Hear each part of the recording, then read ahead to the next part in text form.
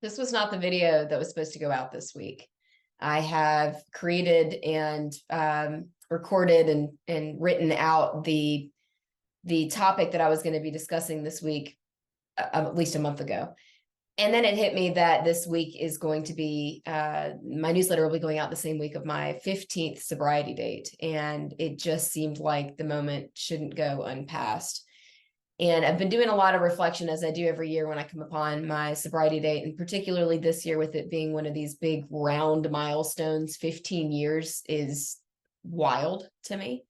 So I've been doing a lot of reflecting, and one of the things that has come up in reflecting on my sobriety and what that has done for my life this year, what really stands out to me is how reluctant I was to make the decision all those years ago.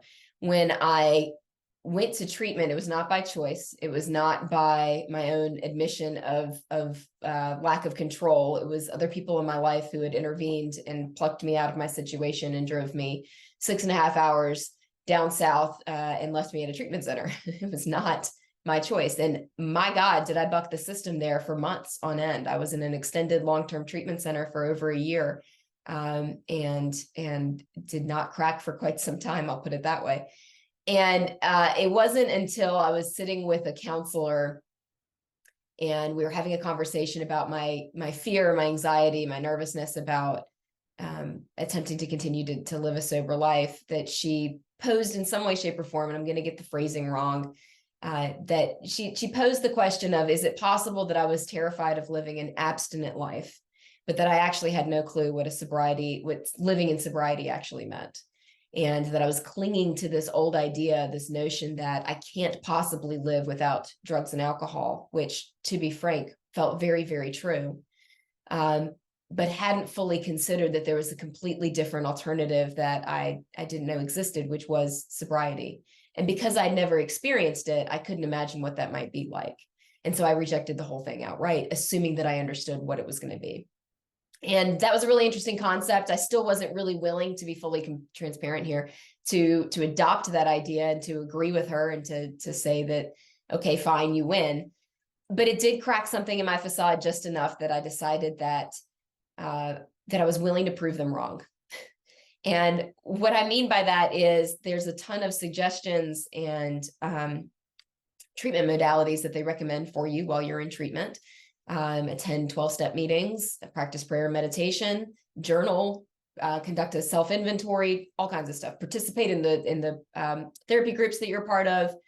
I wasn't doing any of this, really. I was just kind of going through the motions and hoping that one day they'd throw their hands up and send me home.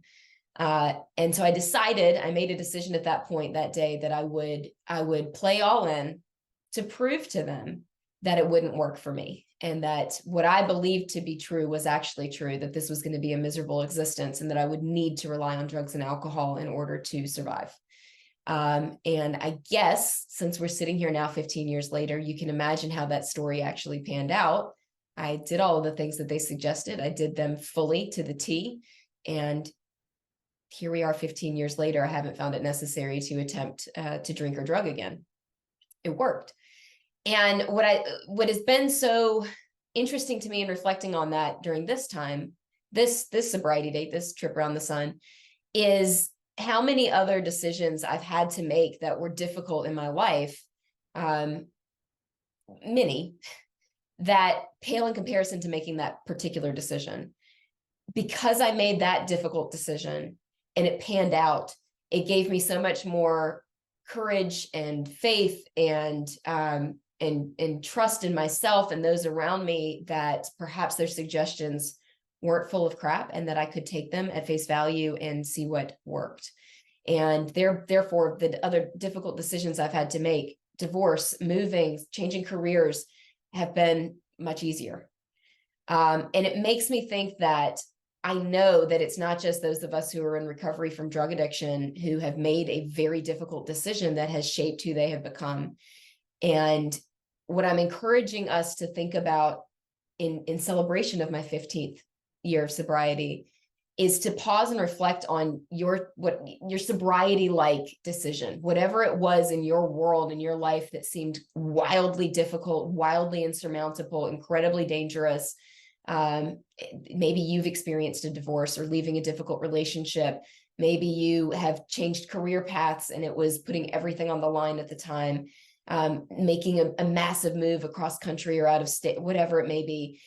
Reflect on that massive decision here for a moment and think about all of the things that have come as a consequence of making that decision, good or bad, honestly, and how you've been able to manage those consequences.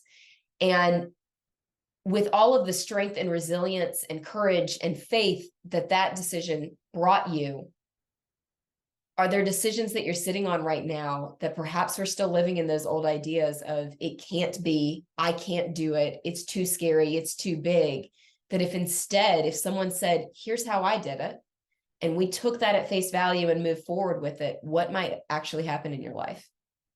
So this one, honestly, is a selfish entry. It's a selfish reflection of what I've been able to accomplish thanks to that one difficult decision, and a question to myself, and I'll invite the rest of you into this, of what decisions might we not be making that might be the next big thing in our world that would forever revolutionize the life that we're living.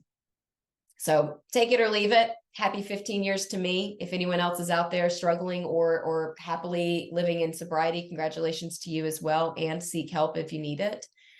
There is life after survival. Whatever your survival is right now, there is life after survival.